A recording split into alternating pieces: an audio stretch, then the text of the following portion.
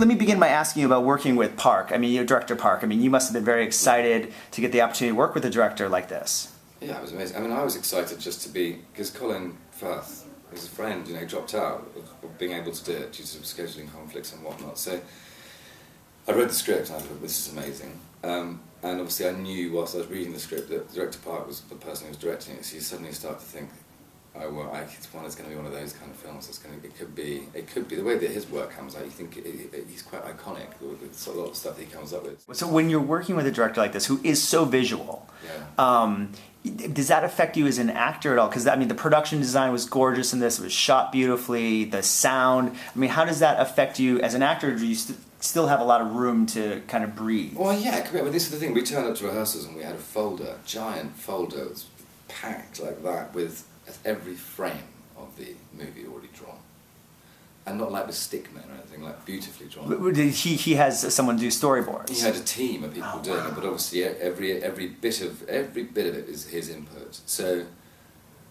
I mean, in some ways it's disconcerting. You're like, well, the film looks good. The film's going to look great, but is it going to be? It's a bit demonstrative in some way to have like how much.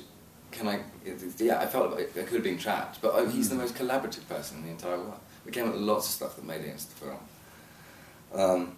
And that makes you feel so good, when you're working with someone of his ilk, and you're very, I mean, not part of the process as far as the acting, but actually your ideas going in. The script changed a wee bit, but I mean, which was down to him, getting it and wanting to, improve on it in some ways, or make more sense, or try and, But he always talked about bad blood. That was his thing. It's a film about bad blood, and by which he means the sort of nature-nurture. Where does evil come from?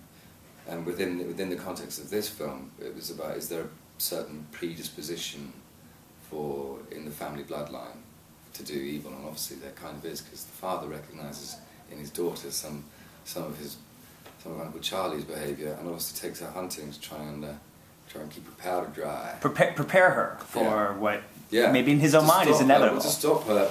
No, as it's mentioned in the film, it's to stop her from doing anything worse. For me, it's because it's a coming-of-age drama for India, but it's also sort of, for me, he's been on away for 20 years. So for me, that I wanted to feel like he was sort of like a Peter Pan character. He's like a man-child. And that's very interesting, because he comes back and there are moments where he's sort of disarmingly cool and charming and fine and a man, but also there's moments when he's with Mia where it's quite childlike. But I wanted to play that a little bit in the beginning, but really the key moment for me was when he comes out and then he sees Richard again down at Moroni.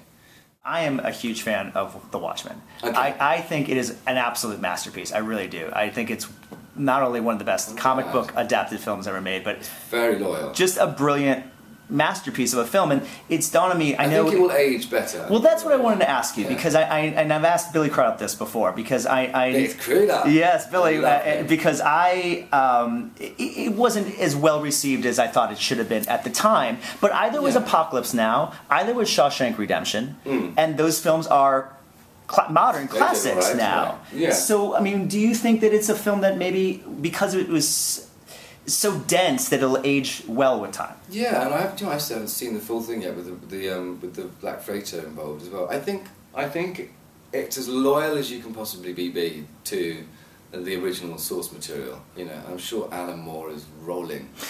Definitely upset. Well, he doesn't like anything. No, that's true. So you can't play it. But he still did create it. You kind of go, it would be nice if he was happy about it. But anyway, he did give Dave Gibbons his go-ahead, so that's as nice as it can get. And I know Dave very much enjoyed it.